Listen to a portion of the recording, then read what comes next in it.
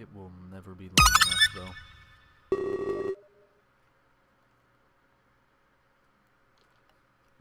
Ah, Jesus.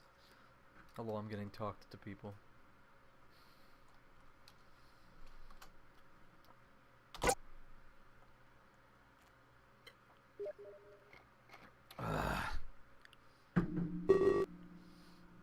Hold on, I need to tone my microphone up. It's being all quiet for some reason.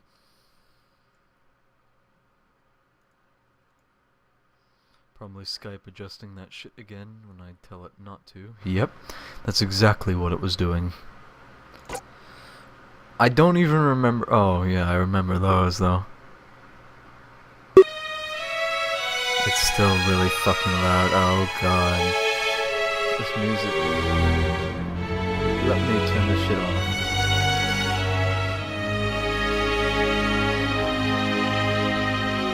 Go down. There we go.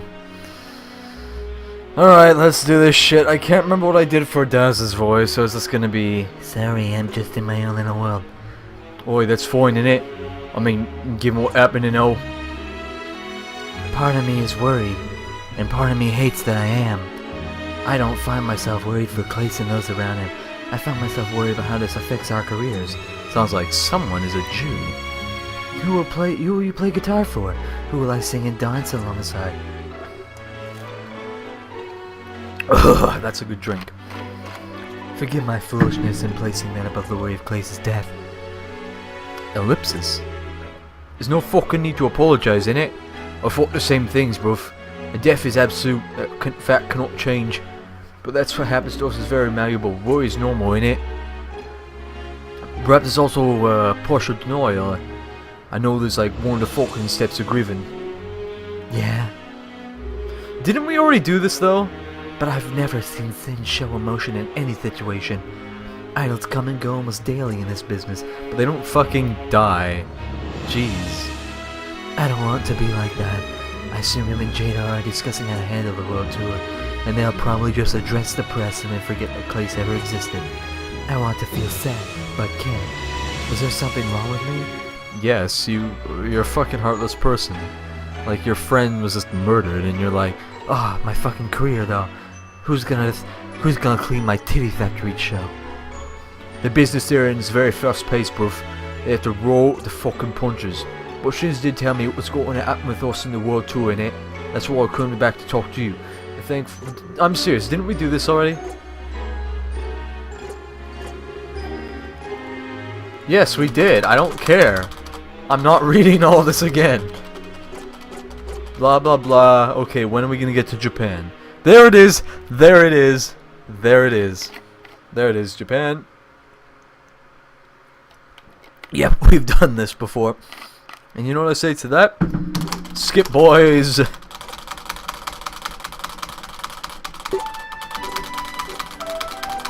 I don't care.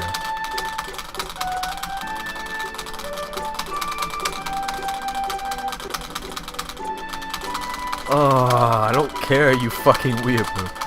Jesus. No, I do. Wait, can I? Wow, you're right. Holy shit. It's faster, too. I will serve as your guitarist. Yeah, we know. Okay, Japan. Perhaps I'll join in it. This is about where we left. A shuffling sound from the front seat. Not this motherfucker again. Did they change his nose? Why is it so fucking shit? Big Bro is dead. Ugu. Ugh. How fucking far behind am I? Velasquez. An undisclosed time. Hello, I'm Anubis. But I have to be a Mexican because my name is Velasquez. Let me think. Oh, please tell me. Wait, no, he was Canadian. Fuck that. Mexican. Oi, please tell me you've allocated the funds, eh? Wait, no, we've done all of this too. I don't care. His name is Save. That's funny. You can come out now, whatever the fuck your name is. Ryo.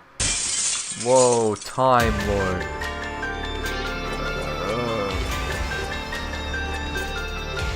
Blah blah blah, who gives a fuck? Get on to part 3. Wait, really? What's with this fucking... Okay, this I don't remember. Let's do it. Took a little longer than I thought, but eventually we reached the town. This is my first time getting a glimpse of the society on Terra, and I can safely say it's not what I expected. I was taken aback. Stare, stop, fuck. The moments we entered the streets, we were accosted by beggars, asking for money for food. I felt like I was in something below a third world country. It appears that none of this phased Endymion or Conrad. Wait, were those their names? I don't remember that. Was this a normal experience to them?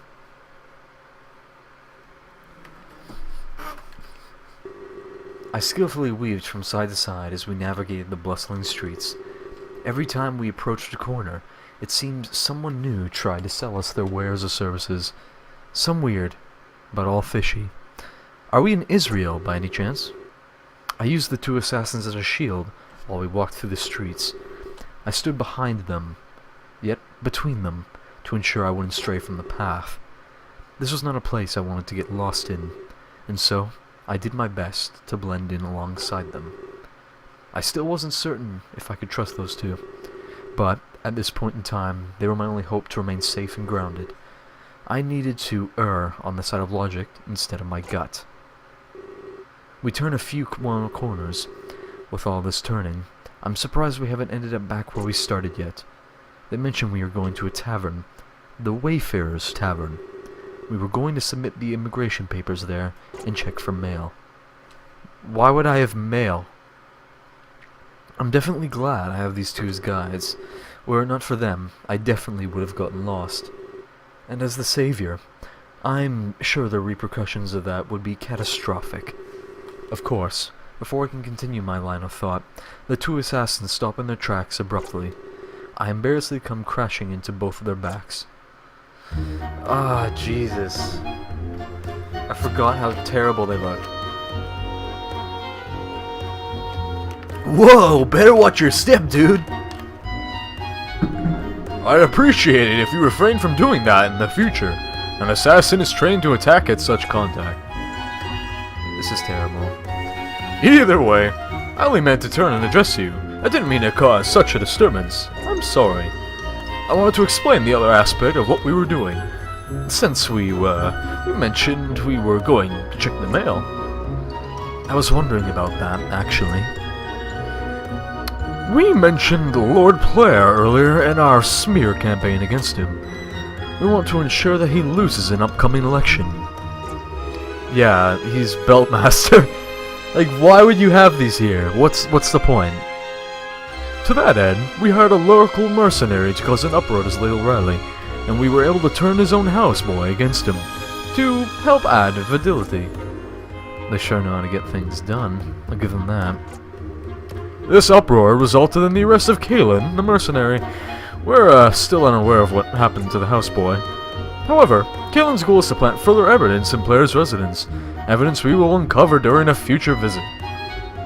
I'm unsure why Velasquez wanted him in prison as part of the plan. A stealth mission in the dead of night would have been much more efficient. I barely realized it, but we started walking again. I must have been too engulfed in the talking. Okay, I just want to take a little break for a second. Am I not gonna care that these guys, you know, they're like fucking complete assholes? Like, why am I helping them? Why can't I be like, I'm the chosen one? Well, choose this dick, son. Well, we have Player's trust, dude. So we are the last people you would expect this from. Indeed. The failed ritual has brought several other things to Terra. We gave them the player for proper immigration. We are definitely in his good books. In fact, you're the only one we actually brought to the tavern. But again, this is because you must blend in. So, we're hoping that we've received word from Kalen. This will let us plan our next actions carefully. And Damien and Conrad stop in their tracks again. But this time, it's because we've arrived at the tavern. Susumu des.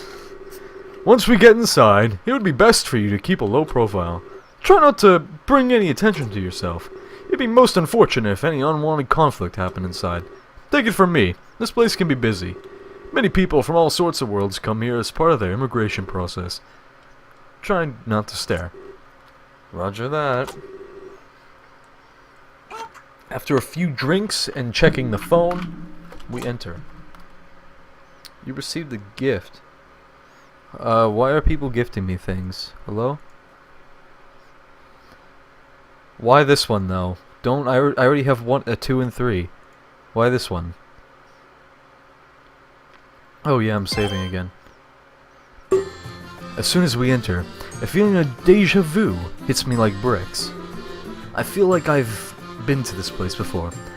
Can't put my finger on it though. I take a few steps forward. I look around a little bit and scan my surroundings. It definitely seems busy. I notice a waitress stumble around as she delivers drinks. I see a man at a desk shuffling papers, and then I see... What the fuck is this?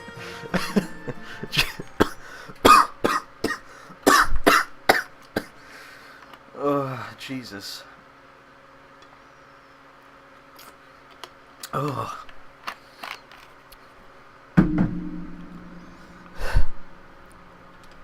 Howdy there! What brings you in? I blink a couple of times, unsure of what to say. The young rabbit then tilts his head to look behind me.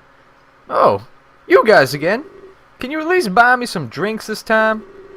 We have all to make a living, you know? Hey, PB! Long time no see, buddy. I can't take this seriously. Oh, Jesus. I'm not yo, buddy. Oh, you're really gonna go and break my heart, dude? Like, just like that? Ouch. How about you buy some drinks? Then we'll talk. I don't even know what to voice.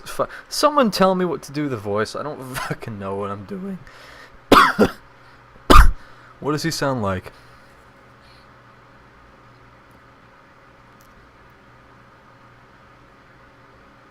I have an establishment to run here. I confess, bro. And Damien and myself do like to come here. We can just blend into the crowd and become anonymous. Legion. Swedish accent, okay. Of course, we often don't have the coin to purchase drinks. Our lives are far from luxurious. You're assassins for the fucking king of the universe. So we loiter, man. His name is PB? Just like just 2 letters? That's the sand for... And don't ask me what the name stands for. It stands for nothing. Nothing at all. Oh man, I'll find out one day. I know it. What a ferocious little guy. He runs this place on his own? Why does he look like he fucking takes dicks all day though? Hey, new guy! He stares me in the eyes. Much less piercing than in Damien's gaze, for sure. Allow me to welcome you to the Wayfarer's Tavern, my humble abode, and... I hate being formal. It's my bar, okay? I run this place. Is he old enough to drink alcohol? What are the laws like on Terra? We opened up about 6 or 7 years ago, and since then, we've become one of the most popular watering holes on Terra. Playing this game is giving me cancer. But we also double as the immigration office. Guess we thought that after a long journey here, a drink would be in order. A man after my own heart. What am I doing? Looking at video games. I'll kill you, comrade! Fuck. Jesus. Shit. Oh! This little hothead! I am not little! PB starts fuming, but Oh boy. But thankfully, before Conrad can respond, someone steps in front of him. Probably for the best. He sure can run that mouth.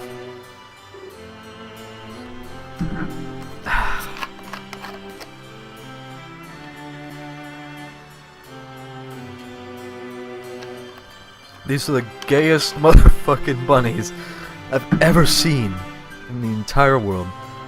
Holy shit. He has no style. He. What voice do I give this motherfucker?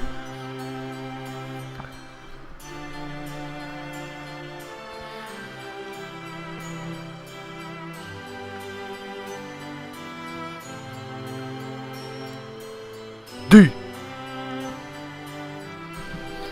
Okay. Hey, fuck. Fidget. Oh, Jesus. Oh, hey, Fidget. What is it now? The other rabbit, who appears to be named Fidget, shuffles awkwardly. He appears both nervous and shy. Oh shit, I need my thing up. Where'd it go? There it is.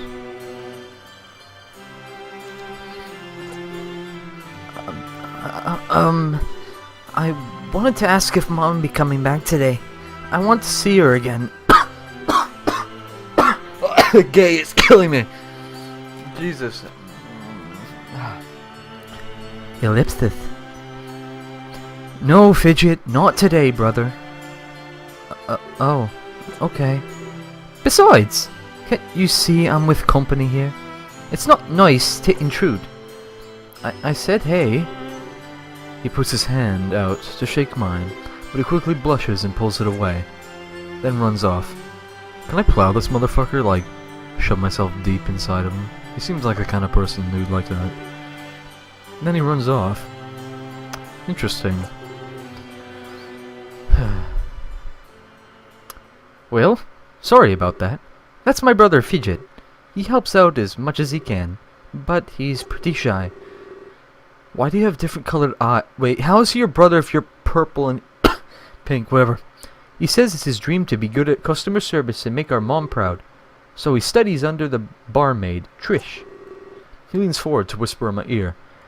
Hey, you little mama, let me whisper in your ear. I'm gonna tell you a little something that I think you want to hear. Hey, paper, sawed off. I can only do too much. I don't even know what I'm fucking doing half the time. But to be honest, neither of them are really good at it. They do it for free. He does it for free! Fuck. Whew, I need actual water.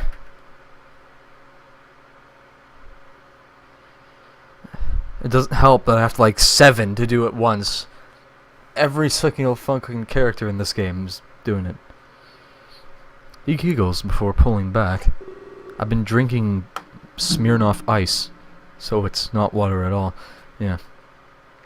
Practice makes perfect though, right? Follow me, you three. We'll need to sit down and talk. I'm just gonna go with this because my mind is going into there. Yeah, dude. This is a fucking drinking game. This isn't even a visual novel. He starts to lead us towards a table.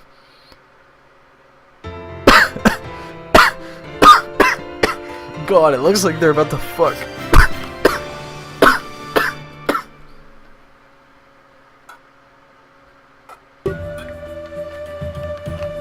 Oh, Jesus. PB doesn't sit down with us. Instead, he hovers above the table, looking down. You can float? So first, we need to talk about repairs. He slams his paws down on the table. The sound echoes through the tavern, and people stare. Repairs? What are you talking about? Repairs for the damages you two caused the last time you were here. Tavern brawls aren't clean, you know. You two threw a poor guy across the room. You need to pay for the broken glassware and that huge dent in the wall. He points across the tavern. Sure enough, there's a huge dent in the fragile wall. That wasn't us. Of course it was. I saw you two throw him over there with my own eyes. His body caused the dent. Oh no, you're not talking your way out. Not like the last 10 times. They cause damages here often? I'm starting to question these two men. You're starting to question them now, even though, like, hey, we're assassins. We kill and frame people for money. It's, just something expected in our work. I don't care what you have to say. You're paying up. Now. But we don't have the money. How convenient. I really mean it. Well then, I guess I'll add on interest. Cost of the damages plus triple. Ah, that's not fair, PB. Neither is breaking my house. Ellipsis. We're on an important mission this time. We'll be compensated greatly, so please just give us some more time. Aren't you always on an important mission? Well, yeah, but none have been as important as this, so we've been hired by the king himself. Jesus. That's so? It really is. I'm opening the window. It's cold.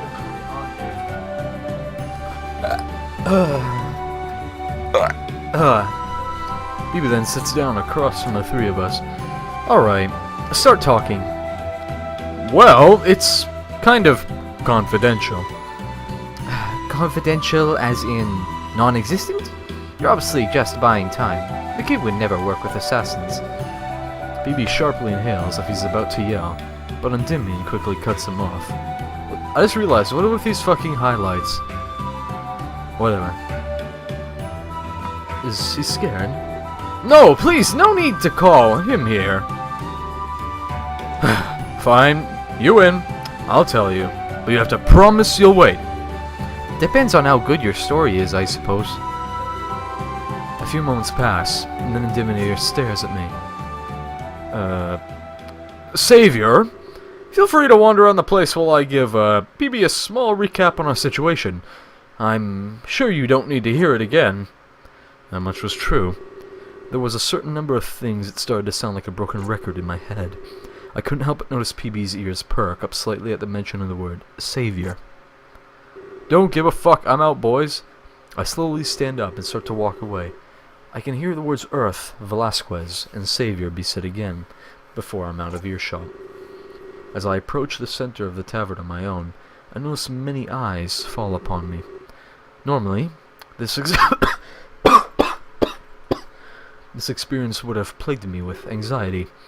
However, something about this feels different. I notice them sip beverages as they stare. They talk amongst themselves as they look in my direction. I can't make out what they're saying, but in all the words, I sense a hint of sorrow or remorse. Was I truly the savior of all those people? What would I do to help them exactly? I understand what my power was, thanks to the quick explanation from the man in the Ark. I spent at least 30 minutes on that though, so whatever. I wasn't quite sure how I could use this power to save a troubled world. There had to be something more to this power, or perhaps something more to the situation. I feel like I haven't been told everything yet. Or maybe Endymion and Conrad weren't told everything. Something so secret that not even the left and right hands of the king know what's going on. I scan the bar one final time. As I make my eye contact with each individual, they then turn away in panic, like a child who was caught doing something wrong. The forlorn look in their eyes as they fanatically turn away fills me with determination. Drink!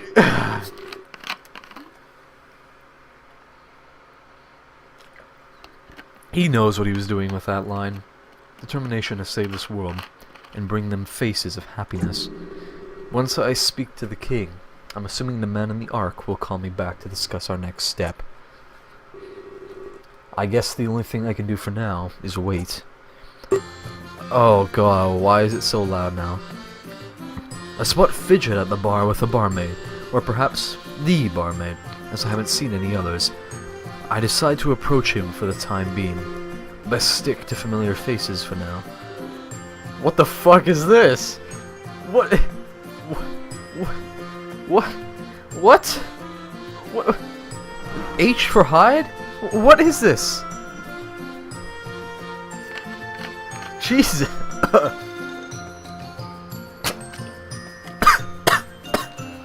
Fuck. No, Fidget, don't touch me there. I'm still a virgin. Fuck. What's the voice? Give me the voice, boys.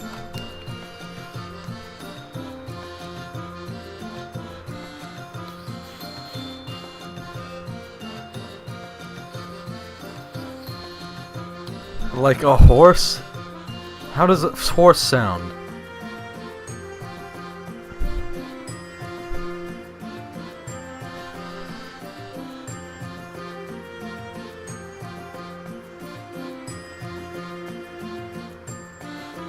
Come on, give me the voices, people.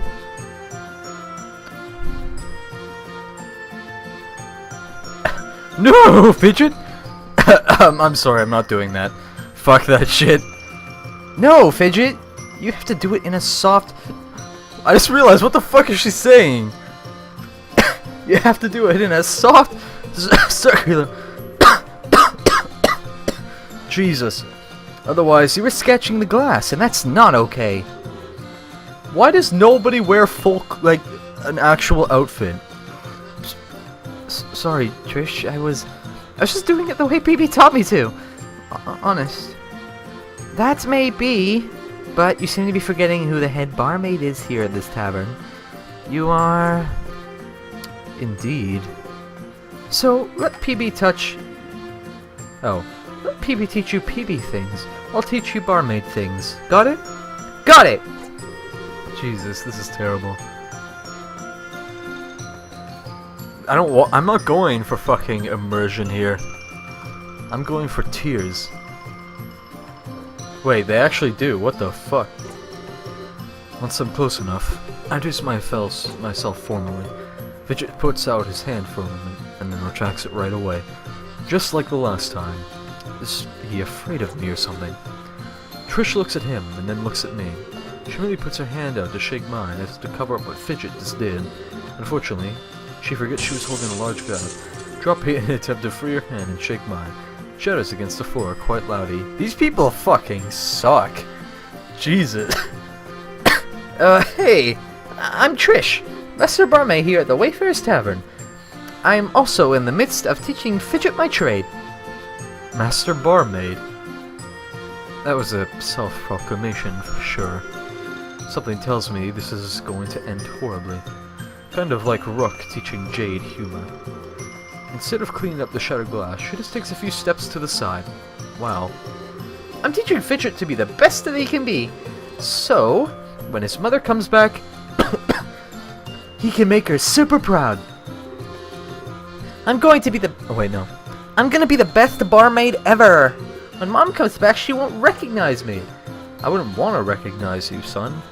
Jesus, you look like you're one of those people in a fucking pride parade. Still pluggy, though. I think he means bartender. Barmaid is the female nomenclature. And comes back. Where exactly did their mother go? Trish reaches out and pats the top of his head. He perks up and looks incredibly happy about this. Ah, you got my dick rising really good, son. Both of them seem to have forgotten about the bit of broken glass that lay on the floor beneath them. I hope she comes back here soon. I've been waiting a really long time. Trish lets out a nervous giggle and turns her head towards me. She takes out another glass and starts cleaning it as she speaks. So, what brings you here? Most people would say that being tied to intimidating Conrad means trouble. I laughed nervously, but for a different reason entirely. I quickly explained that they were taking me to meet the king, and we just had to stop here to file my papers and check their mail. This is a bar. It's also a registration office, though. What the fuck? Wow. You gonna make king? Wow. I've forgotten what I'm doing already. Wow! You're gonna meet King Velasquez? I'm so jealous. Can I come with you? I haven't seen him for forever. Maybe he'll know where Mom is. Last time he saw me, I was down on all fours. Fidget, calm down. It's very rude to invite yourself into other people's business. Apologize to Susumu. Oh, Jesus. I'm sorry, Sue. He is too, apparently. Sorry, Susumu! I just get excited because I know that our king is smart and might help me find Mom. I feel bad. If Trish didn't barge in, I probably would have said yes. He seems really dedicated to the cause of finding his mother. I respect that. I didn't find it rude that he asked, actually. If the situation was reversed, I would have asked too. Well, I see that checking for mail also involves a lengthy chat with PB. She tilts her head towards the direction I came from. I see people flailing his arms and speaking loudly, as if he's lecturing Conrad and Endymion from their wrongdoing. He gets like that often. He knows to fly off the handle at the slightest provocation. Fidget doesn't, however. You're right, the only thing he's gonna fly off is my dick. I notice that Endymion and Conrad are waving me over. I cut the conversation with Twitch and I'm losing it already. Promising them that they'll continue later. I had too many questions for them, not to come back to this. Like where PB and Fidget's mother is, for example. I also wanted to learn more about the Tanner and the Oberson will. No, that's the point. I'm supposed to make it uncomfortable for everybody. I also believe it'd be good to learn things from an unbiased source. I don't believe Trish or Fidget know I'm the savior. They treat me just like everybody else that I walked in here. I know for a fact that I couldn't say the same about Endymion and Conrad. Sounds good. You know where to find us. Yeah, in the pile of broken glass. This is not how you put music in, Jesus. I walk back towards Endymion, Conrad, and PB. Out of the corner of my eye, I see someone staring. Upon seeing me en route to Assassins, they immediately leave the post of their chair and intercept me, like they don't want me to get there. Normally, I would have been surprised, but I'm used to this by now. It seems that even on Terra, I have people stopping me or bumping into me at all times. Luckily, I've gained the ability to sense this, and I will stop in my tracks so I don't bump into.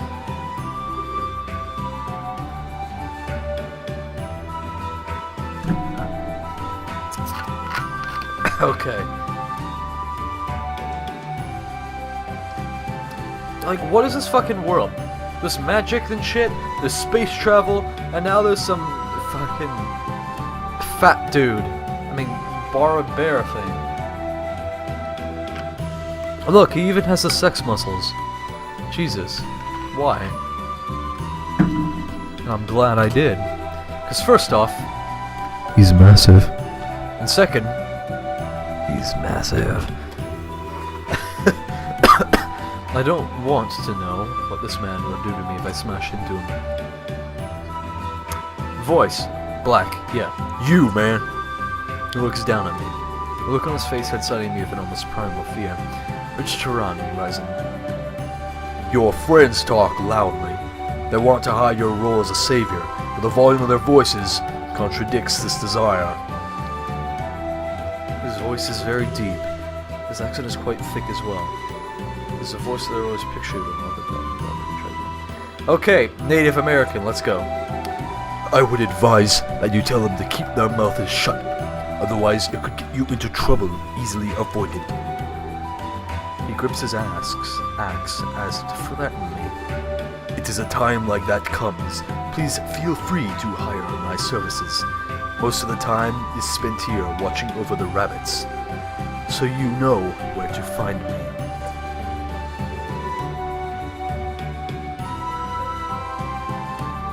He's supposed to be a tribesman, but so I have to deal with the Indians a lot. Because, I don't know, they just chill here. Luckily most of them aren't murderers. He doesn't need to specify who he means. Is he the guardian of PB and Fidget?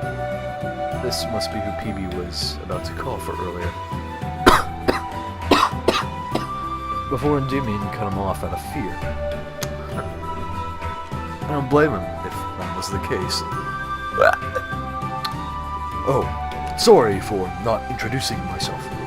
I feel a little out of place over here. What? What? Okay, okay, hold on. So he just moved to the other side of the screen. That's it. Okay, drink. Oh, I wish Ben was here to see this.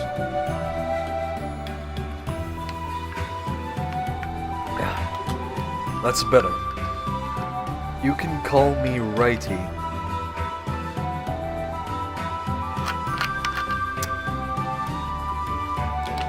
I'm gonna not die from being drunk. Jesus. Ah, that's terrible. I run the Mercenaries Guild.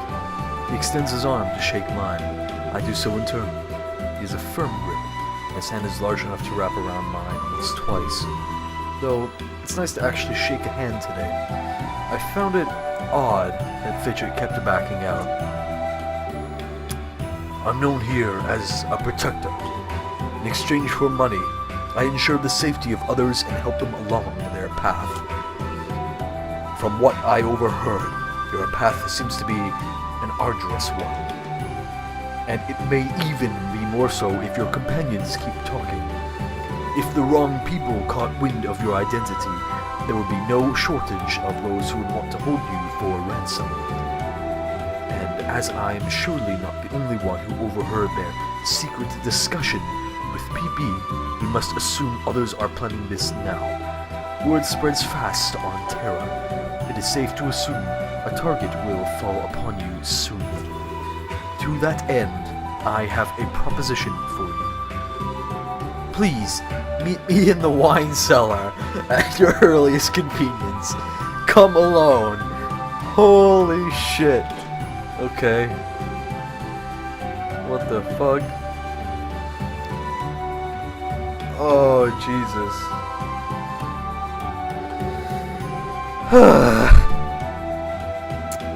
Without another word, he walks off. His large steps shake the floor below me until he's far enough away. My heart beats fast. So did this nigga just ask if he could, like, fuck me or something? It's like, hey, spread those cheeks and I'll save you. Jeez. I don't know about that one. I'm not exaggerating when I say that was the most intimidating man I've ever met. He seems alright though. I continue my walk toward to Endymion, Conrad, and PB. All the while, I am prepared for someone to interrupt me. But it doesn't happen. Isn't that how it usually is though? If you're expecting something, it never happens. That's a way of always catching you off guard.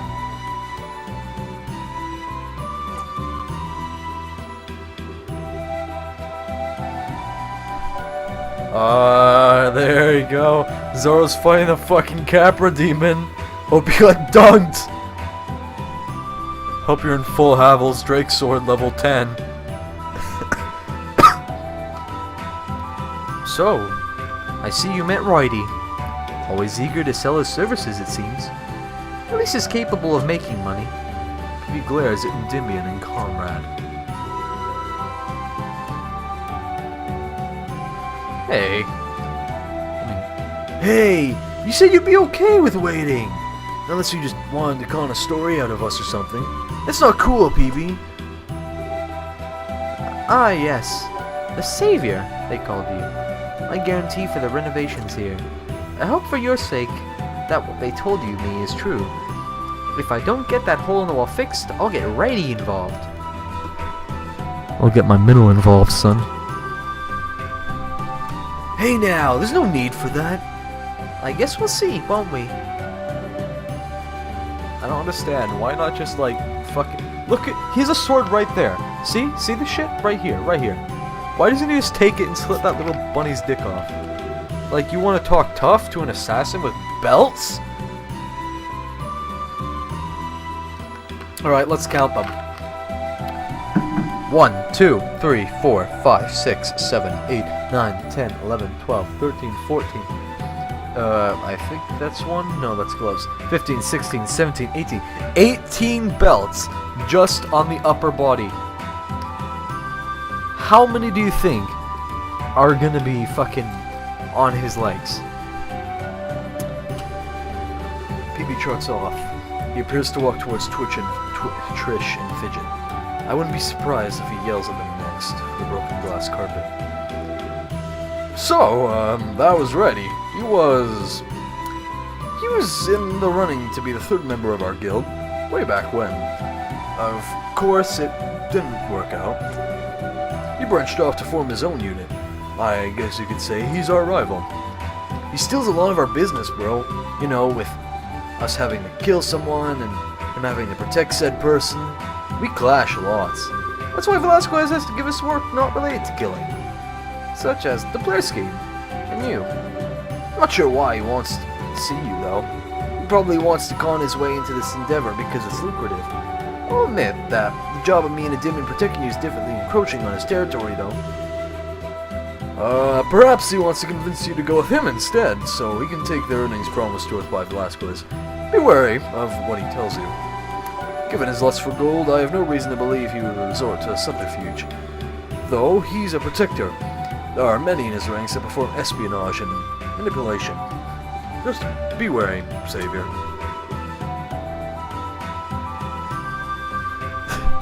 Zoro, please.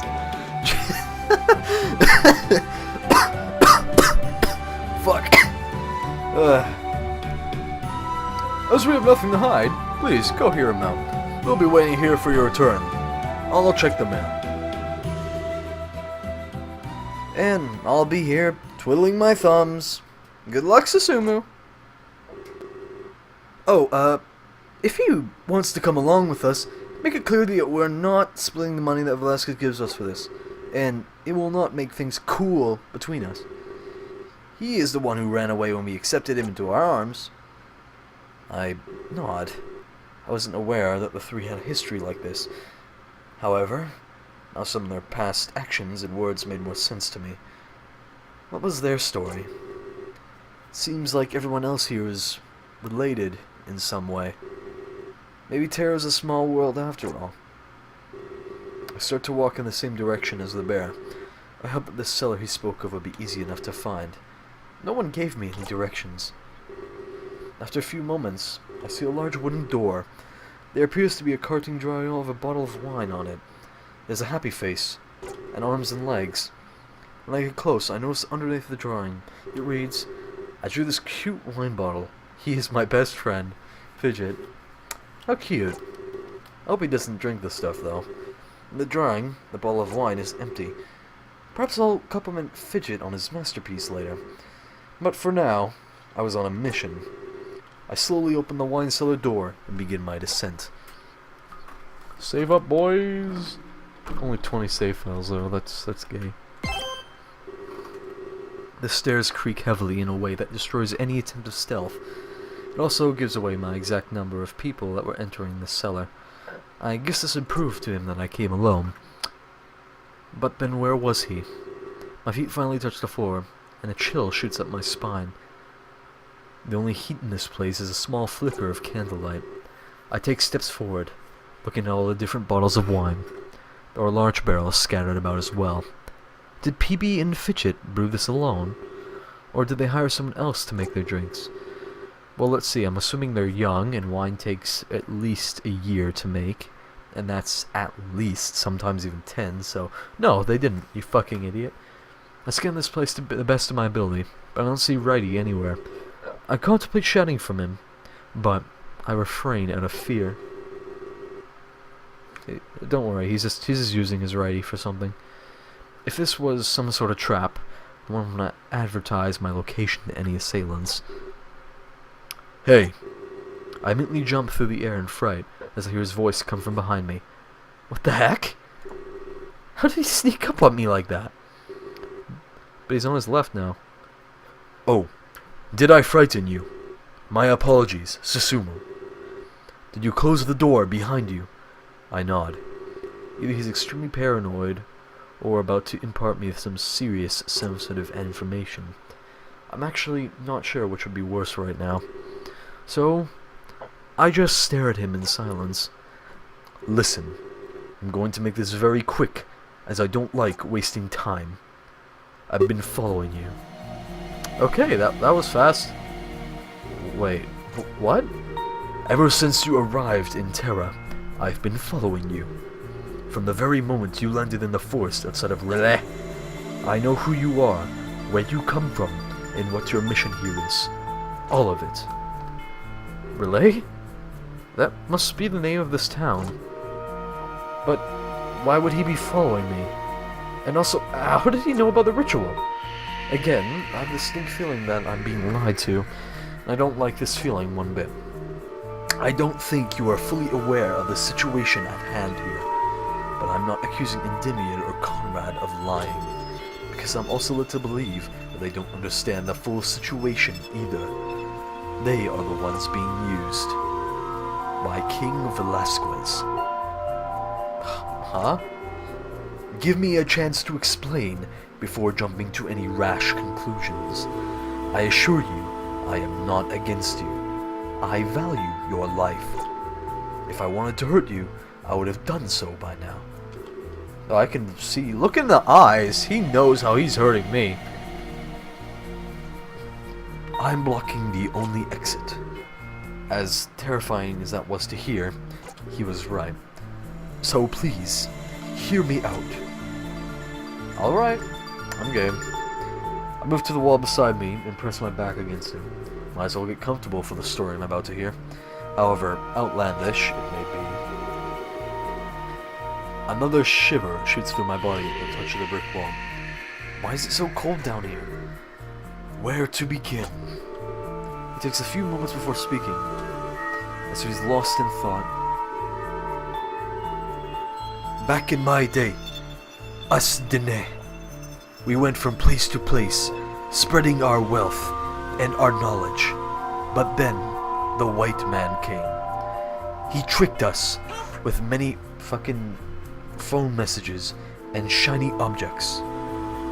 Everything was fine until nothing was. And then, when nothing was fine, everything was. In the end, there was only horrible things. And where there are horrible things, there are even worse stories. I bet no one gets this joke though, because they've probably never met a native person ever.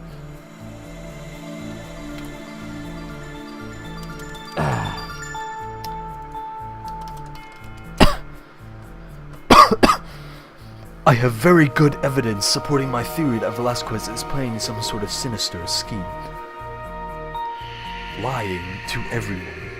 I know that he's touted you as a savior to everyone close by, and thanks to Endymion and Conrad, this info is spreading, and I'm sure he's counted on this as well. The more people talking about you as a savior, the easier his intent is to hide.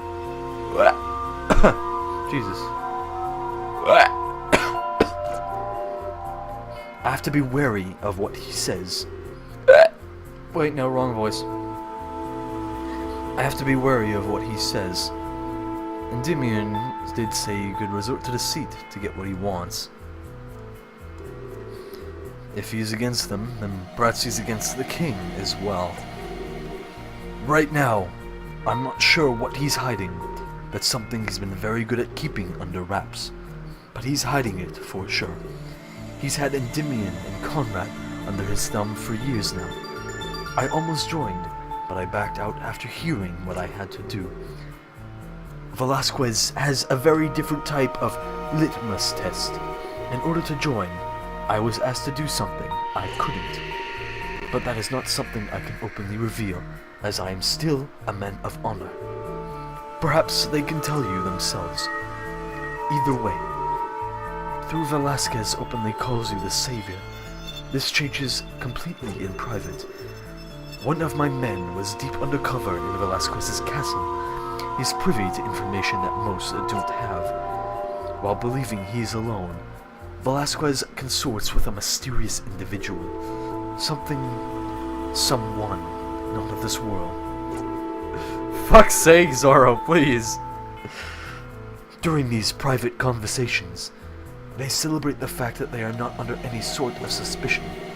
They completely drop the act of calling you a savior. They seem to have something entirely else in mind. So he has a hidden agenda? Now, I know you might not believe me based on my word alone, but it gets more convincing, I promise. Velasquez caught men of the man I had inside the castle. He directed his efforts to ensure my man was captured. His name is Caleb. Wait, isn't that the one that Endymion Conrad were waiting to receive mail from? The mercenary? In order to maintain his cover, Keelan followed his next order to engage in a smear campaign against Lord Blair. If he denied, his cover would be blown and his reputation ruined. No one would hire someone that can't hold their cover. Velasquez had him in a checkmate, so to speak. A veritable chokehold. Isn't it extremely convenient that his next move was to have to man my president? Fuck, can't talk, who cares? I'll admit that is far too sketchy to be a coincidence. Delivered there by none other than Endymion and Conrad themselves, the one under Velasquez's charismatic spell. Your friend will find his mailbox empty. This was a ploy to get Keelan put in prison, nothing more. Blair keeps a very close watch on his prisoners. Keelan will not be able to break free and do his job as planned. Whatever machination Velasquez is planning against Blair, this has nothing to do with it. In fact, in this case, he plans to use Blair to aid his own in silencing Keelan. I don't care about this. I want to stop soon. Things seem like they're starting to come together. Everyone here in Terra seems to be connected somehow. This political puzzle is starting to take shape. Endymion and Conrad were too far gone to even question how odd this order seemed. If it were me, it would have seemed fishy from the get-go. I mean, why imprison someone skilled at stealth? If Blair trusts them, why wouldn't they just plant this evidence themselves the next time they paid him a visit? Or furthermore, why not just pay Calum to stake inside and plant the evidence himself in the silence of the night? It makes no sense. Order. Endymion and Conrad served the king without even second-guessing the orders they received.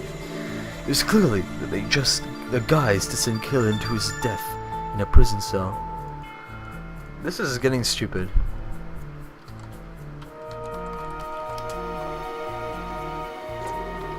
They won't find any mail from him, and only then they will realize what they've actually done to the poor boy.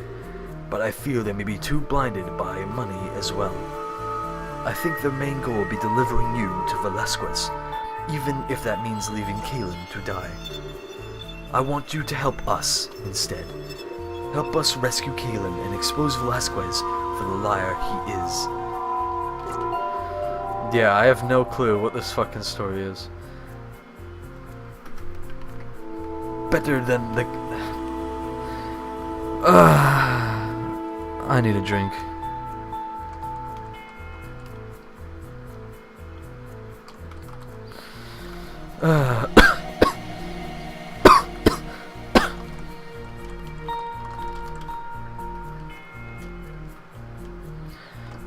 Okay. Ellipsis. I know that upstairs I made it appear like I was pitching you my services, and I must remain that way, alright? If Endymion and Conrad ask you what happened, tell them I made an offer and you declined. This way they are at ease. Do not reveal anything I have said to you. I only know this because I have members of my own guild spying on those two. This has to remain a secret. It is not something I am proud of. However, we will never resort to killing. My guild protects and uncovers the truth. He lets out a sigh. I wish I would have gotten to you in the forest before then. Perhaps I could have saved you some confusion. It would make much more sense if I could explain it to someone with a clear head, like I did with the other one. It's all very confusing. Lots of information is conflicting, and now I'm not entirely sure who to trust now. Wait a minute. The other one? Because of Keelan, we knew about this ritual. I was able to intercept it and grab one of the targets first. I was hoping to grab you. Oh god, I know who it's gonna be. I hope I'm wrong though. Some sort of confusion this time. Perhaps they can convince you, as from what I've heard. They've hold your trust. Reddy turns his head to the darkness of the cellar. You can come out now.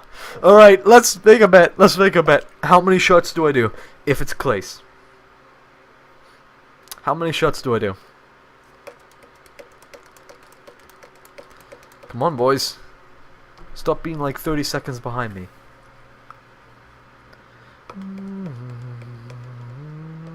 2. Okay. You can come out now. A shadow emerges from the darkness. And at that moment, something. Yep. Fuck. Oh. What? Wow. Okay. I wasn't actually expecting that, but I'm drinking anyway.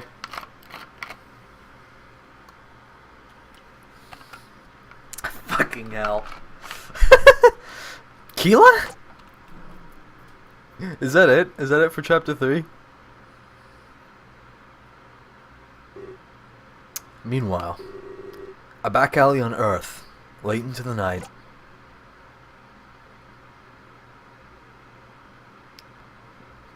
So, how are you holding up? Who the fuck is this? Who's this guy? Alright, voice.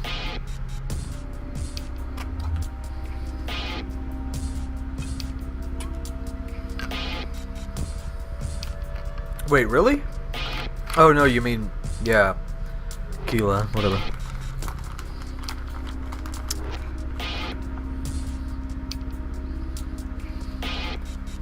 Come on, boys, give me the voice.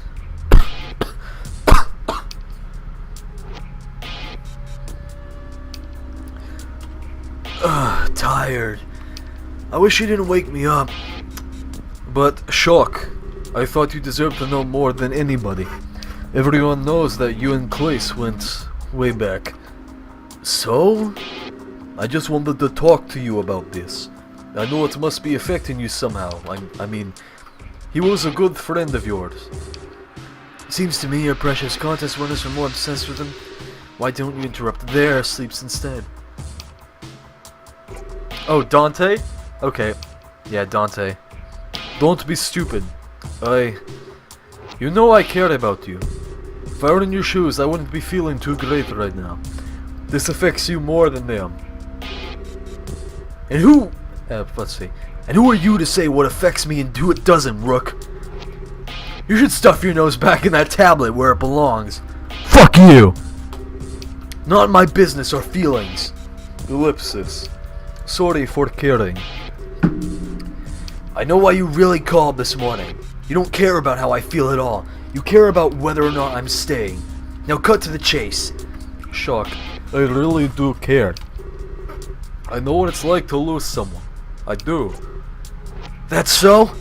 Perhaps from what I heard, you only know what it's like to abandon someone. People lose you. I'm your prom date, you ugly sack of shit! Good. Now what's the real reason you woke me up and called me all the way over here? Fine. If you want me to pretend like I don't care, then I will. That's something you're good at. Singe decided to restructure the opening night of the World Tour into some kind of memorial service. A funeral or something. Really? Singe has sentiment? Well, admittedly, he did it to ensure that refunds are a very small demand. The fans wouldn't miss a service like this. That makes more sense. Here I thought he might have grown a heart. Ellipsis. He wanted me to ask you if you're willing to deliver a speech. As someone who is a longtime friend of Clace, I feel like the fans might want to hear it from his childhood friend. Maybe it would give the words more impact. I'll think about it. Really? Clace is one of your best friends, and you have to think about speaking at his memorial service? Indeed I do. You got a problem with that? And I've got a bigger dick. No. Also, the concert is to end with an announcement that Daz is taking Clace's place for the rest of the world tour. It would be much appreciated if you stayed on board to play guitar for her. Rocker has agreed to this. Also, what do you think? I think that I'll have to think about it. Very well. Can I go now? I suppose. But first, about the contest winners. They're not precious to me. The contest was Clace's idea and I ran it. They will likely wake up to some of the worst news of their lives tomorrow, assuming they haven't already heard. We haven't done anything with them yet. Singe needs to decide if he's keeping them around or sending them home. Got it. And about what you might be feeling or going through right now, whatever you do, since I have foresight here, just please, promise you won't make the same mistake that I did. With all due respect, I think you're the only one capable of screwing up that bad. Jesus, this guy's edge incarnate. Shock storms off, pushing Rook out of his way. And people think I'm a jerk. I wonder what the Claire would do. Probably kill herself. Oh, hello. Well then, what's gotten into him? Oh, there you are, Daz. It seems like he jumped straight into the angered stage of grief. I've never seen anyone act like him before. That's a fact. I suppose we all deal with things in our own little way.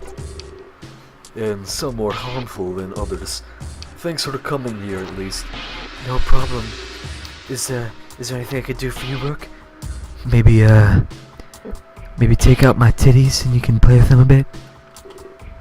Anything at all? Well, I knew you were with Singe, Rocker, and Jade.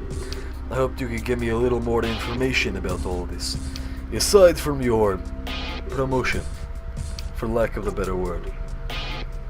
Singe told me about... I actually don't mind the music, it's not that bad, but that's because I like and make ambient shit. Singe told me about that directly, but I know nothing else other than the restructuring of the opening night. Well, I talked with Rocker for a bit, but it seems like all he wanted to do was hold hands and sing, "What a friend we have in Shinto." Sounds like Rocky.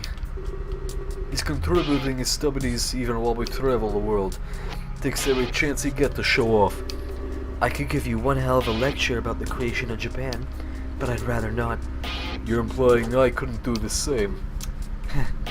Well, anyway, there was a breakthrough regarding the Midnight Deaths case. Really? I thought like something that would have found its way into my inbox. It seems the police are keeping it quiet. I was told they found a culprit for half of all the killings. This person confessed to being a copycat. Interesting. And though they confessed, they have a solid alibi for where they were when the other half of the murders took place, including the first incident. This absolves them of being the real killer, so that means there's another killer out there then. It seems that way. But the police are treating the remaining cases as unrelated suicides, which makes no sense. Indeed. Especially given the causes of death, the surrounding environment. We believe that in the morning, the police will announce an official conclusion to the mysterious death. A bit premature if you ask me. Clash would never take his own life. Of course, but with the police shutting the doors in this case, I feel that no one will ever learn the truth. That leaves it in the hands of others. So what? You want to play detective now? I want to know who did this to us, don't you? I'd rather not know. Haven't you seen a single horror movie before? Or read a crime novel? Finding out who the murderer is only paints an extremely large target over your head. I'd advise you to drop it too. We don't need to lose another idol. You have a point.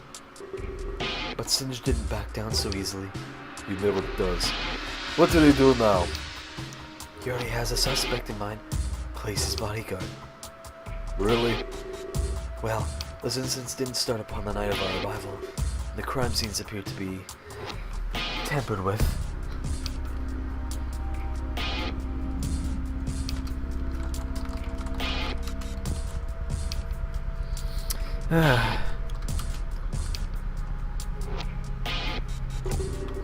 Makes sense. Giving his bodyguard is in the police force, doesn't it? Seems too simple to me.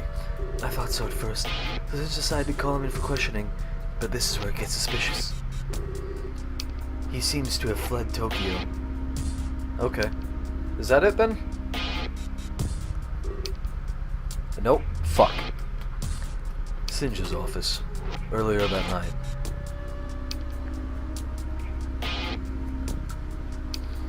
This guy though, I'd do things with him. No homo. I think I put on a Slark X of him. What do you mean he's gone? Fuck, I don't remember what bird noises. It's just like it sounds. We can't find him anywhere. Places bodyguard has seemed to vanish from Tokyo. How convenient. The only thing we could find was a letter in his room. It reads, "I'm sorry." An admission of guilt, perhaps. Doesn't seem that way. If this was his doing, he wouldn't express sorrow.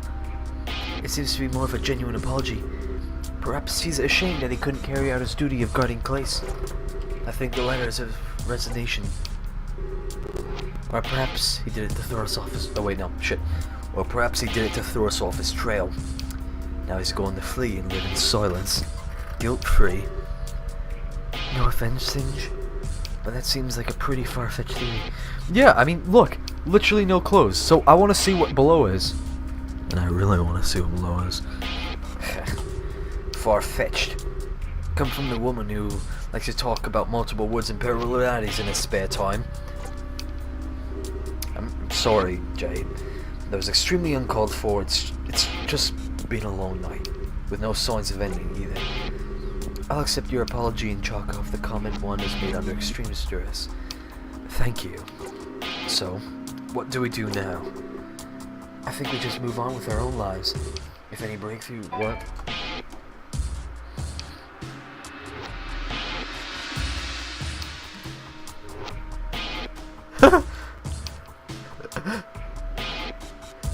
You're fine.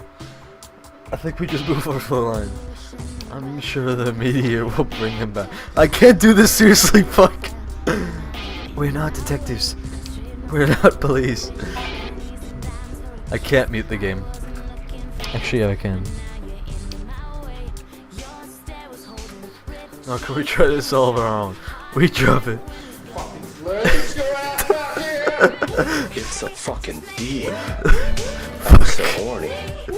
I'm fucking coming. Swallow my cum. Stick your finger in the ass. That turns me on. I'm fucking coming. I love that. Jesus. I'll come all over you. Whip your tongue around more. I'm fucking coming. Don't touch me there. Oh, Do you like what if you only it see? were that simple.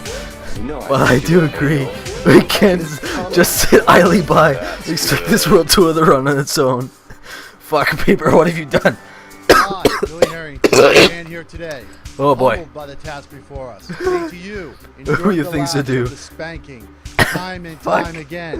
These men struggled and Oh, sacrificed Jesus. so that we might live better. I'm literally dying those stairs to get fucked. Dust ourselves off and remember Ugh. these timeless words as we can. It's a fucking deal. Oh, jeez. First I'm and so foremost, horny. new bodyguard must be hired to ensure Dez's Swallow protection. my cum. Someone with a flawless resume. That turns me on. And we have a few candidates here for conviction. I love I've that. conducted a background check on all of them as well. Whip your tongue Thank you, around Jade, more. I'm for fucking trying to keep coming. me on track in spite of all this Touch me chaos. there. No Do you problem. Like what you see? It's what I do best. I You know personally don't do recommend you anal. kill I'm fucking coming. Archeron? Archeron? Don't stop. His past experience seemed politically I can't do this. Jesus. Very well. Call him in to see me first thing in the morning, would you? Right away, Singe. However, as morning is about to break, I must ask, what do you plan to do with the contest winners? Yo, I completely what's up? forgot. It's Billy Harrington, Anarchy. It's always Just wanted to something, wish you isn't happy it? birthday, buddy. Bring them to me in the morning as well. Use a limo like you did today. You know, it's funny. You've been in Tokyo for a day and I've yet to even meet It's a them. fucking Odd. deal. Make me calm. Seeing I'm as so I'm the one in horny. charge of this whole Stupid tour. I'm fucking.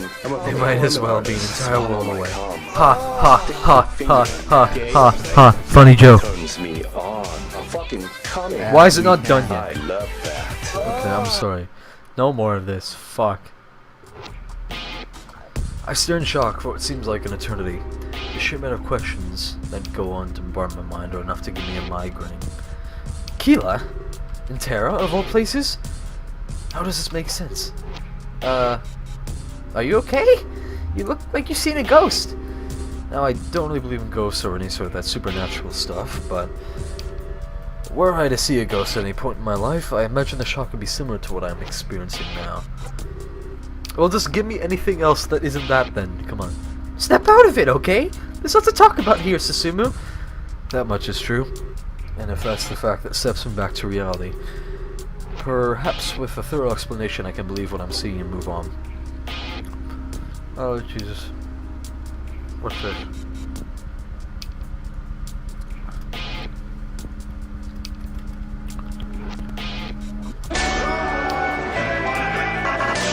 Oh, Jesus, fine. Wow. The last thing I remember is... Last thing I remember. We were both in front of the TV in our hotel room. Oh, this is loud.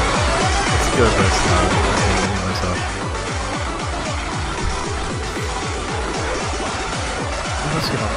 The ghost had died at midnight. Ray's just perked up at the mention of the new place. As if he's heard it before. This is what's on the old TV.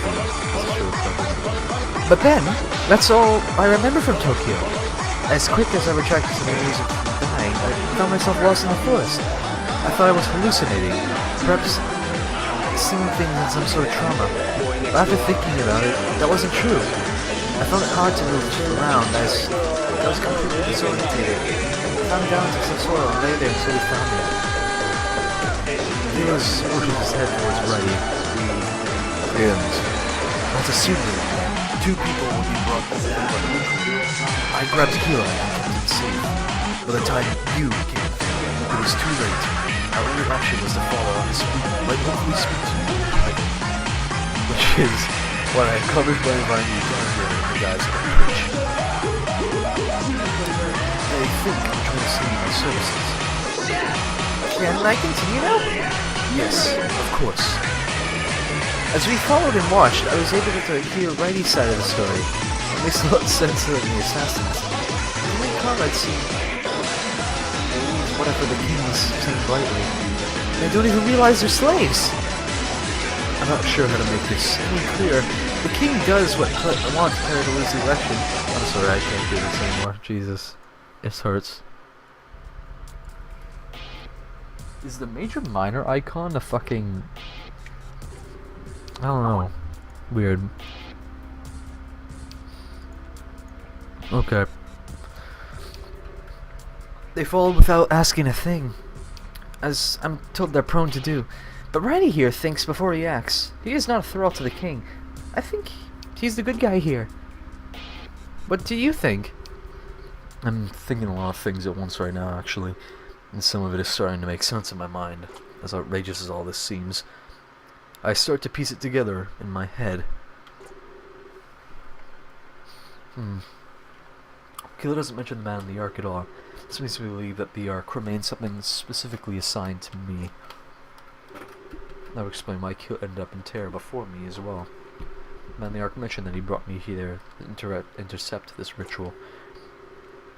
So it makes perfect sense that right here I would have more transit time and arrive in Terra second. What doesn't make sense is, why Kila? Why was he targeted as well? Or was it simply because he was standing beside me at the time I was taken? Moments before I can come to a firm conclusion in my mind, Reddy enters the conversation once more. After explaining the situation to Kila, he had a revelation of sorts. Apparently, your world was suffering from this ritual. Oh, right. I nearly forgot about that.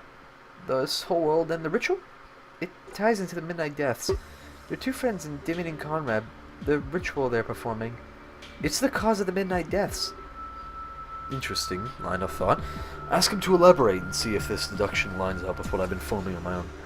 Well, the ritual's been performed at the same time each day, right? And the Midnight Deaths follow that as well. We can safely assume that there's a time difference between Terra and Earth. The daytime could be our nighttime. It's their ritual that steals an Earthling. When an Earthling comes to Terra, they die on Earth and come to live in Terra. That's what the Midnight Deaths are. There's no other explanation, right? So we're dead. Makes sense, but we were brought over here exactly at midnight. We brought ourselves some time after Clace's death. I challenged Kilo with that fact. Well... Wow, you're right. Furthermore, his theory assumes two odd things. First of all, that Clace is alive on Terra, and second, that we're both dead on Earth. I decide not to tell him about the Ark. Instead, I deduce alongside them that if Kira's theory were true, the ritual would have been performed 3 times in rapid succession. 1. To bring over Clace. 2. To bring over Keela. And the last time, to bring over me. I direct that challenge to Reddy.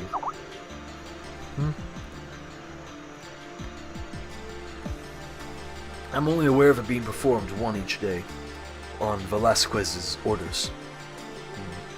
It can't be coincidence that both events took place at the same time each day, on 2 completely different worlds. You and I standing here is proof of that. You can't throw my theory away just because there's some really small timing issue. The fact that Clace is not here along with Reddy's added testament that the ritual only happened once pokes holes all over Keela's theory. But there has to be an explanation. Perhaps you were all called here at the same time.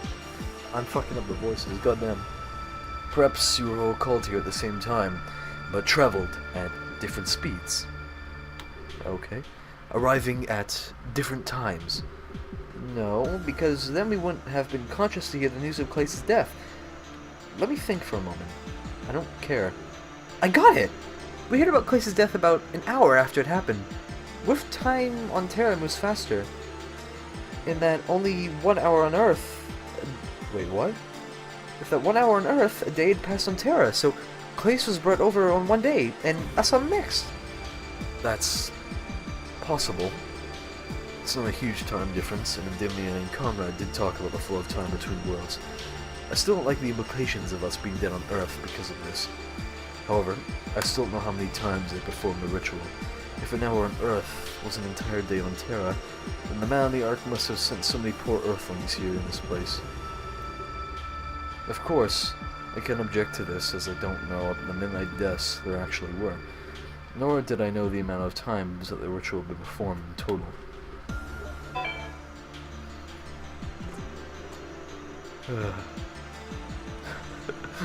Why did you say it like this? Okay, cool. Let's say this seems extremely small factors in the face of an evidence we didn't have. I would have to stop considering these deaths as a mystery now. Clearly it's something to do with our 2 worlds. He is very dedicated to his belief that Endymion and Conrad are responsible. There is logic in his deduction. Either way, I don't think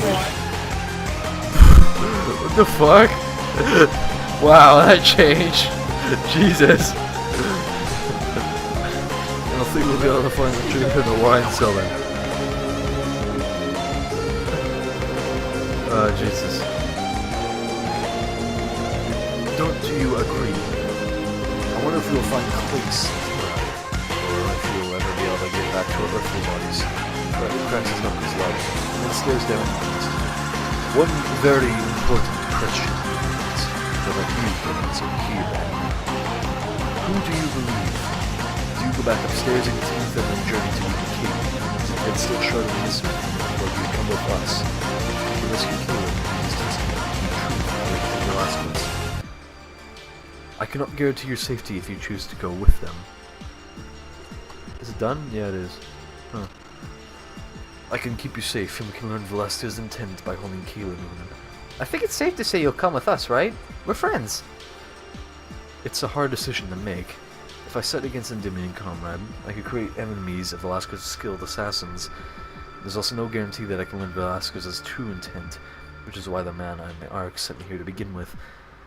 The rescue mission could fail. Keela's testament could not be enough. And I have skilled assassins out to get me. Same with running Keela would be very risky. I might not be able to complete my mission. However, if I side with Endymion and Conrad, I could create an enemy out of both Who cares? Give me the choice already. There's nothing stopping it from acting face to face. Some sort of agent of... This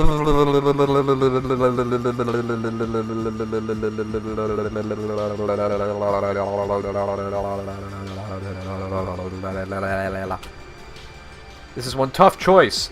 I know, it's taking so long to get to it. I don't know. Yes, I do. Fuck Beltman.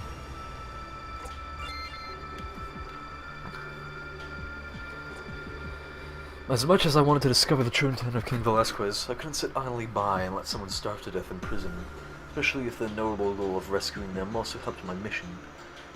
And Keela trusts Righty. Keela's never given off the impression that he's easily manipulated or stupid. Yes, he has. I think his belief in Righty's cause speaks volumes. However, a thought then crossed my mind.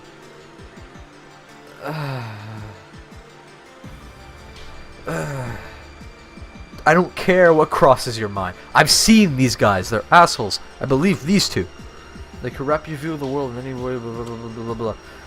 Just enjoying why trust. I'm certain if a Damien comment. Blah, blah, blah, blah, blah. I don't care. End already, please. However, I'm definitely certain that siding with the right link will burn some bridges upstairs. It could possibly even make an enemy of it. I don't care about them. They can go fuck themselves. I don't want that, but it's just a fact. Ask Righty what the next step is, and let him know that my allegiance lies with him and Keeler. Well, I'm glad that you've made your choice, but for now, the plan is to simply wait. I'm so glad! We can be partners in Terra, too! I smile, as things start to feel like they're taking shape again. Uncertainty starts to fade. I would advise that you go back upstairs, go about your business as you see fit, but perhaps stay away from the assassins. In the meantime, I have plans to discuss with Keela before we depart on our mission. But Susumu? You made a very honorable decision. Of course he has. That's what he's good at. Perhaps he'll come speak with you later, given I have the time. Righty seems to want my input regarding his plan. It's true. And to the end, we'll leave you to your business. I'll make sure to let you know when we're ready. Keelan will suffer no longer, and Velasquez's reign will end as unbecoming behavior is made public. Right, see you later, are we done? Both of them slowly walk away and talk amongst themselves. I'm still pondering the decision I have just made and what consequences there might be. It's that line of thought that fills my mind as I ascend the stairs back to the Wayfarer's Tavern. The first thing I notice when I get upstairs is how lively the tavern is coming on. Oh, it's still going! It is now littered with patrons. They loudly talk amongst themselves. I know a look of genuine happiness appear on their faces, much better than the faces I saw earlier. At that moment, it seems Terra doesn't need saving. Of course, that feeling was ethereal, as most are. I realize that happiness is likely from the drink. Willie, I'm drinking a lot, and I'm not happy. Ignorant that some of them spill on the floor, I try and figure out what my next action should be. But suggestion that I stay away from Endymion and Carmen for now is definitely sound advice. I wouldn't want to side myself against them, only to act all buddy-buddy mere moments later. Of course, I'd find it fishy if I outright ignore them, especially after talking to Righty. Perhaps I should go and speak with them momentarily, just to see what happens while I was gone.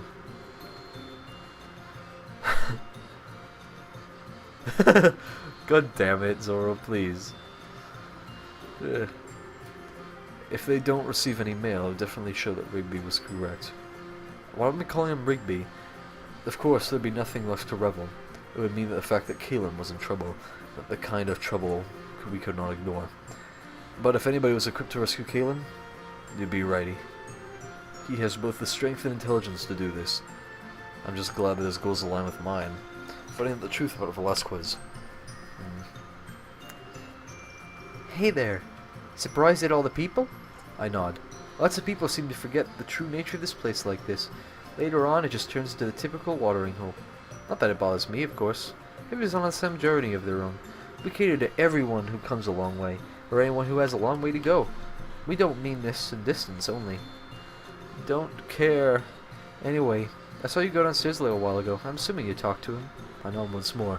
He doesn't have to clarify who he was talking about. Always has something to say, that one. Sometimes I think he's just bored of sitting in the tavern all day.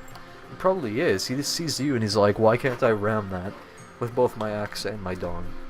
Would you mind having a drink with me and Fidget? I have something that... Oh, no, not more words, please. In fact, next save point, I'm done for the night. I don't care.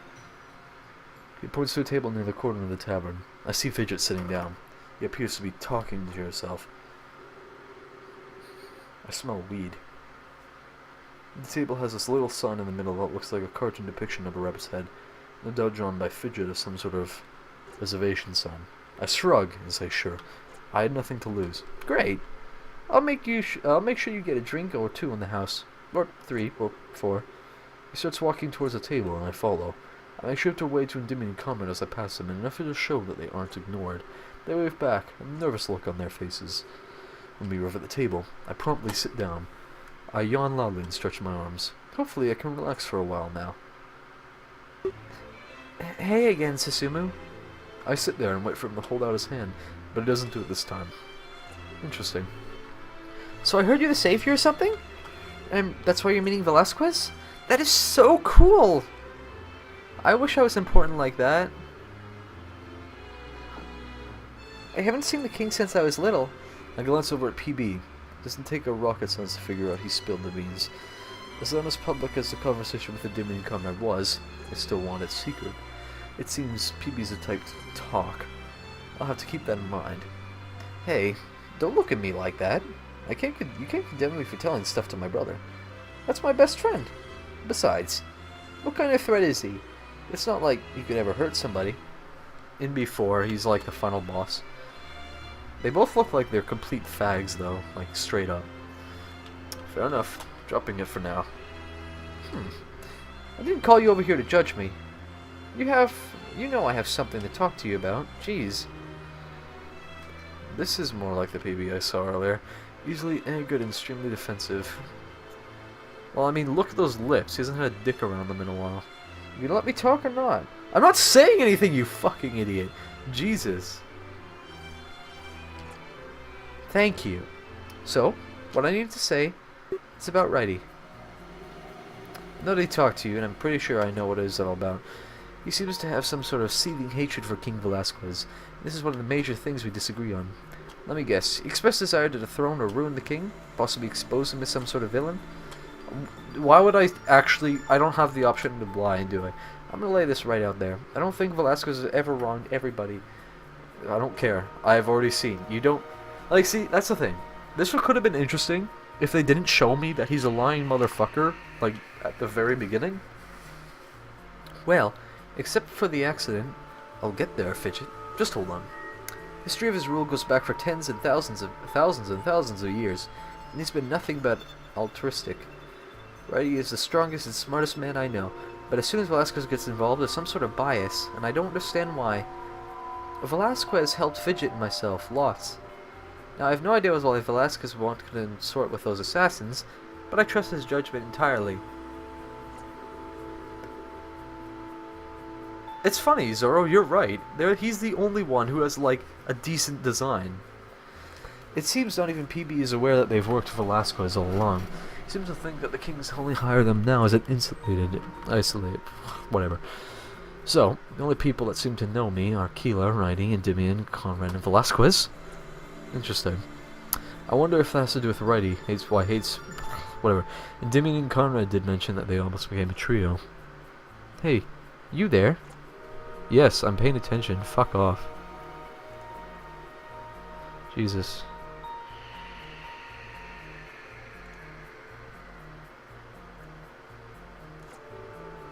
I'm trying to talk to you here. It's rude to stop paying attention. Well, maybe I don't give a fuck. I'm really tempted to exit right now and give you the middle finger.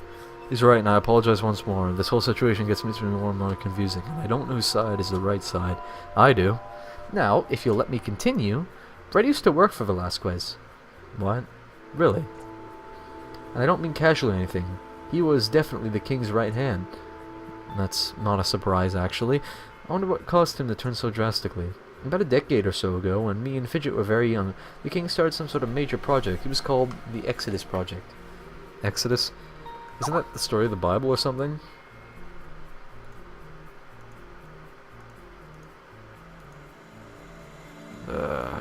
Do I care about this?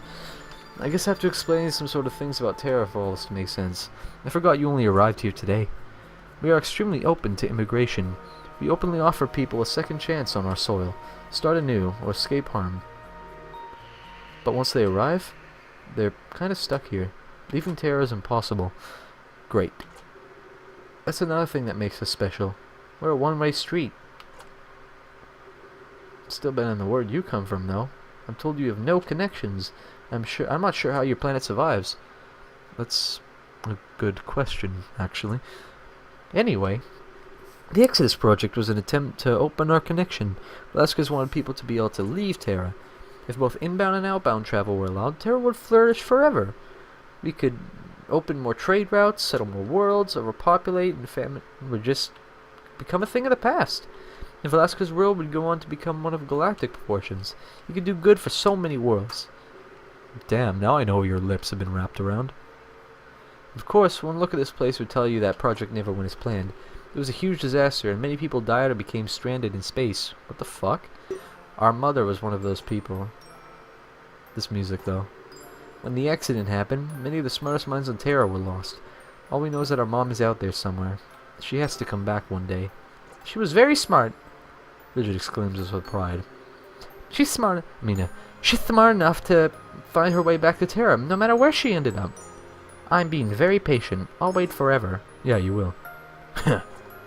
Righty was close to our mom. Since he helped Velasquez make the Exodus Project a reality, he felt responsible, and Velasquez needed to do something to fix his mistake. To win over the people and show them he truly cared, that's why he funded the creation of the Wayfarer's Tavern, and tasked Righty with building it from the ground up. Whoa, dude! So Velasquez is the real owner of the tavern, and Righty built it all by himself. That's actually really impressive. Why is this not done yet? Oh, Jesus. Yes, I would fuck the buns there. I'd fuck everything in this game, no shame. So the people that were lost could hear us over the time. And the reason we run this place is really simple, actually. One day we hope to see our mother walk through that door. The hope that she'll find us one day is pretty much what keeps us going. Yeah! She's gonna be so proud when she sees how big we've grown. And I've been practicing drawing, just like she said. You're doing a great job, Fidget. That's what I wanted to tell you, anyways. Good. I don't care.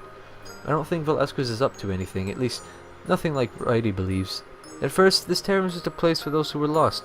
We believed that it would help them find their way home. But over time, people seem to have forgotten why we exist. Now we're just a general immigration office and bar. I think this change slowly happened as Righty became more lax. He was getting less and less interested in our cause. Presty Lops hoped, assuming Mom was... No! Don't say that! That's not true! Stop being autistic, Jesus. Sorry. Mom is out there for sure! And she gets closer every single day. Yeah, you're right. So, just from what I've told you, I'm sure you can see many reasons for Righty's hate. Unfortunately, the real... Fuck off. Sorry for what? Yeah, where is Sue tonight? I guess Sue and Ben aren't here. He mentions that a man of honor and cannot say. Sometimes it can get infuriating, but he never leaves the tavern or our side. I think he would make it up to us. The more he cares for me and Fidget, the more absolution he can receive. I think perhaps he seeks forgiveness for this. A man of honor, huh? I believe that was the reason he gave me when he refused to tell me more about his relation to Endymion and Conrad. Could it have to do with all of this? Okay, stop with the fucking in the chat. That's not nice. The more time he spent here at the tavern, the more he hated Velasquez. It just grew and grew into what it is today. That's all there is to it, really. His hatred for the king seems to transcend all the good he's ever done for our world. That is a lot of good. I'm sure you can agree after being told the true story of our tavern. Aren't people, like, dying on the streets, though? Indeed. Velasquez seems like a very nice ruler. In fact, owning up to your mistakes and doing everything you can correct them is very noble. Definitely a mentality befitting of that king. But now I'm just conflicted even more. One side has an unmatched hatred for Velasquez, and the other side has an unwavering loyalty. A loyalty that could be seen as a flaw. Or Keela and I manipulated? No, you weren't, son. Was Righty and his gang blah blah blah? Or was Endymion and Conrad the radicals here, killing any opposition to Velasquez's twisted reign? I guess I would never know until the right time came. Matters of the past aside, actually I don't care. Whatever it is that makes you special, I think it's Velasquez of a plan to use the Norna Ham will neither exist. Blah blah blah blah.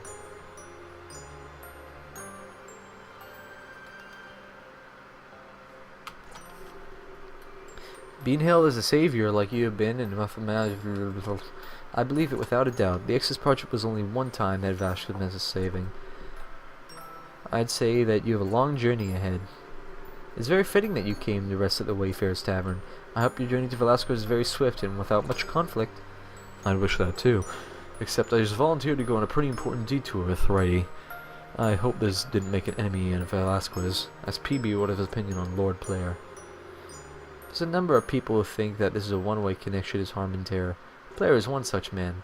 I can definitely see where he's coming from, but opening an outgoing connection is more an admirable goal, in my opinion. I just don't picture life on an unconnected world being possible.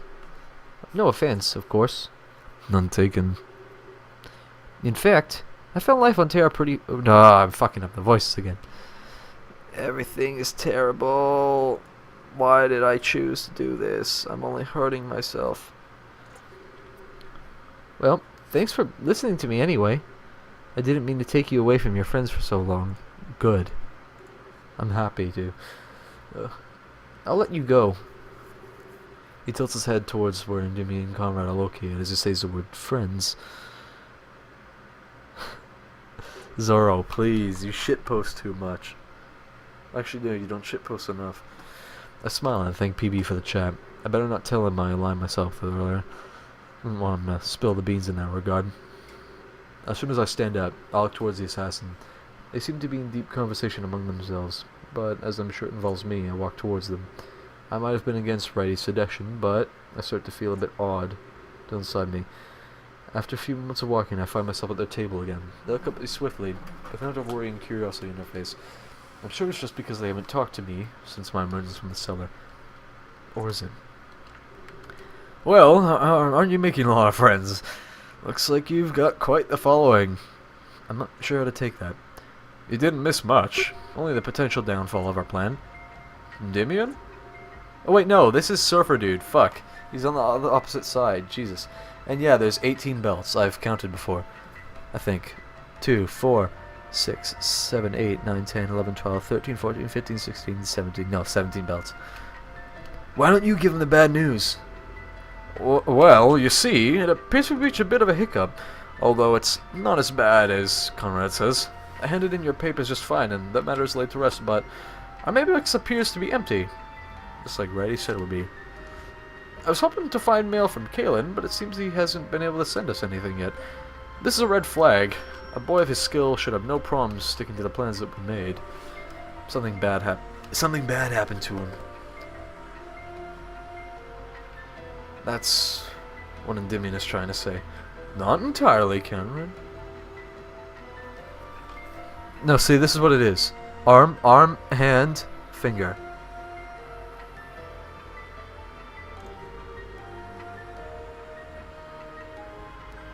This is like... I don't know what this is.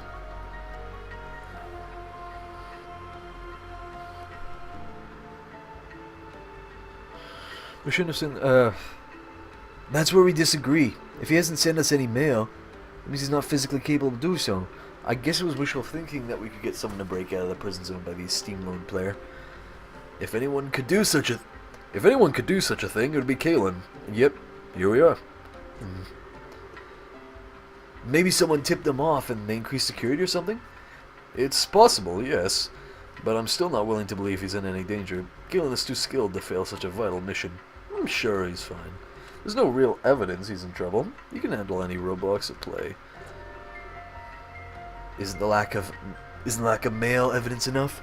Not entirely. You could just indicate a change of plans. This happens all the time, especially in our line of work.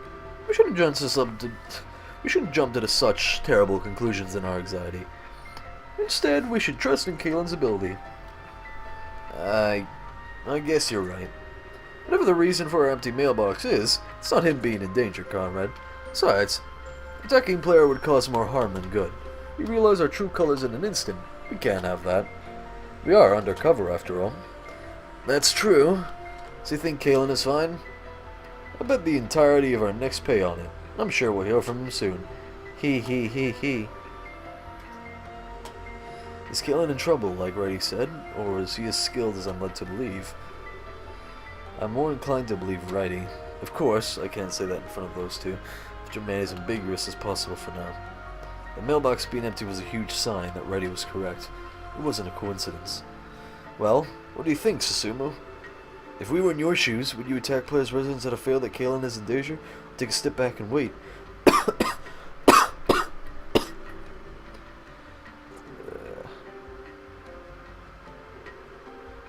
Who cares? I don't care. End already. This is an extremely complicated situation, even more so given the nature of my allegiance to Righty. I feel like I'm a double agent, or something like that. I'm not sure what to say without exposing myself. I try to discern the easiest course of action. You're asking for my opinion, and I'm drawing something less than innocent.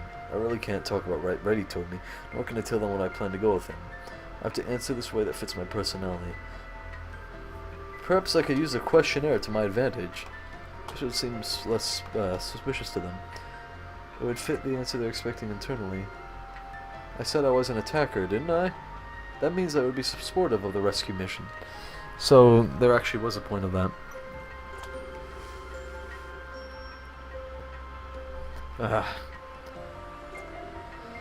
So that's what I tell them. Someone sizes me? That's new. What is this feeling inside me? It's all warm and fuzzy. Not sure to take most of the things he says. I doubt this will phase Endymion, though. It's the answer I expected, but it doesn't influence our actions. No one said we were taking this to a vote. It's very unlikely that we'll have a conclusion at a point in time. We're flat broke. I've taken care of that earlier. People has agreed to give us each of our room. Well, this cost on a tab. After we've delivered you to save you to the Vasquez, it'll be pocket change, comrade. Fair enough. Endymion pulls out a key from his pocket. He uses it towards me and smiles. How long have I been doing this fucking game for tonight? An hour and 43 minutes. Fuck. Your room is number 23. I grabbed the key and put it in my pocket. My room is 24. Comrade's is 22. We'll both be the same distance away. Please call out for us if anything happens, or if you have any concerns at all. But for now, I would advise you relax. I'm not ready to call it a night just yet, and I'm sure Conrad isn't either. But today must have been very overwhelming for you, and I think relaxation is in order. We'll resume the formulation of our plan tomorrow. We can take the rest of the day off. Perhaps the mail is just late. Nice. I'm afraid our luck is never that good. However, I can test the opportunity to relax and unwind. I need some relief. I take this as a golden opportunity. I have the ability to retreat to my room and wait while Ray with these two being none the wiser. Of course, I start to feel a little bad for using their charity to my advantage. They really seem to care for my well-being and health. I keep this conflict in my head and don't display any physical signs. They wave and I turn and blah blah blah.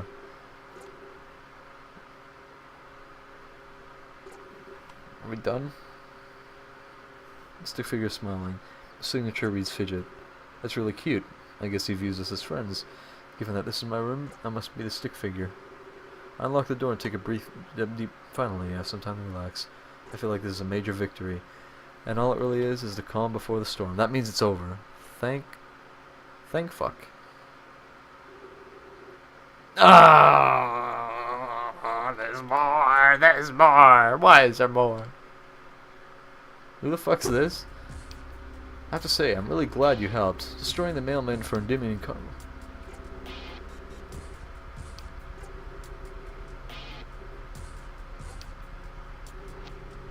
But about the Savior in your midst, that was kept a secret even from me.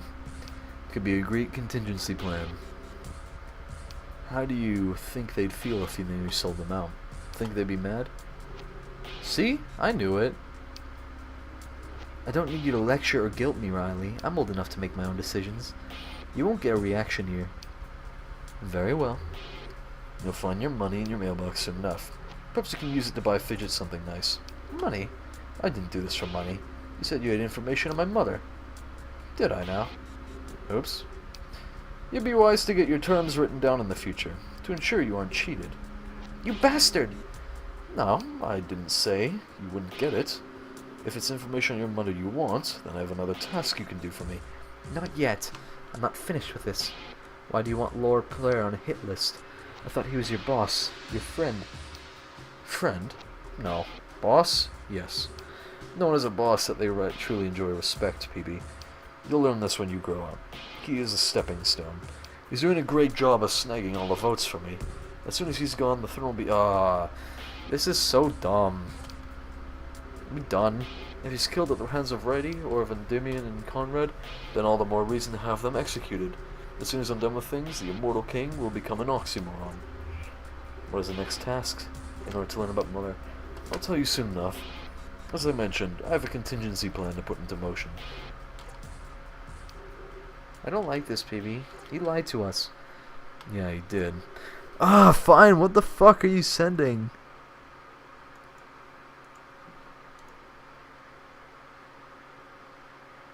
No, that's his, yeah. No, look, it's, so, arm, or upper arm, lower arm, hand. He's a big-ass fucking hand. It goes down, and that's his, like, pinky finger, I guess. You're not supposed to see. I'm just telling you, look at the image. I bet he's just using you. Indeed he was. Let's see if he likes it when we return the favor. You down for that, brother? Yeah. Okay, I'm done with the voices. Are we done with this game? Doesn't matter, I'm done. Meanwhile, I don't give a fuck. Sorry, boys, it's over. It's over for now, it seems. At least, until yesterday begins again. Tomorrow.